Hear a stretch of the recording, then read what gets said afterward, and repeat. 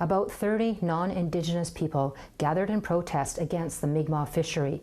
On a video posted to Facebook, this user said, "These are your Mi'kmaq people, the keepers of the land, which I call the rapers of the sea, because that is what it is when you're raping a bay that's not supposed to be fished in because it's closed. What else is there?" RCMP said in a statement in 2 separate incidents, 2 men were arrested for assault. There were no injuries and no charges are expected to be laid. About 40 Mi'kmaq fishers spent the night at the wharf to protect their boats, including Robert Sack of the Sabaganagati First Nation. They're coming here and they're driving through the parking lot and spinning their tires and staring us down, and there's no need for it. The Mi'kmaq fishers of the Sabaganagati Nation are harvesting lobster under their community's food, social, and ceremonial fishery management plan. Robert Sack and his family are not deterred, with the support of their chief, Michelle Glasgow. I'm very grateful that she did come out with us, because we do need community support.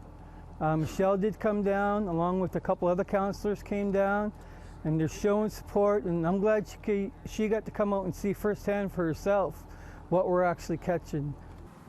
Last week, 2 Conservative MPs representing the area, Chris D'Entremont and Rick Parsons, in a letter to the Minister of Fisheries, called the Mi'kmaq poachers hauling hundreds of thousands of pounds of lobster per day. Shannon Sack of the Sabaganagati Nation says that is impossible, with 12 Mi'kmaq boats fishing 25 traps. Each boat would have to bring in 200 crates of lobster, and nowhere have I ever heard, even during a commercial season, that a boat has brought in 200 crates of lobster in one day.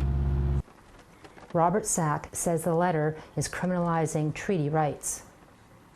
He's inciting hate, and he's going to get people riled up. He said that tensions are rising and we're in illegal fisheries and all this stuff like that, and we've been through Supreme Court so many times, it's not illegal.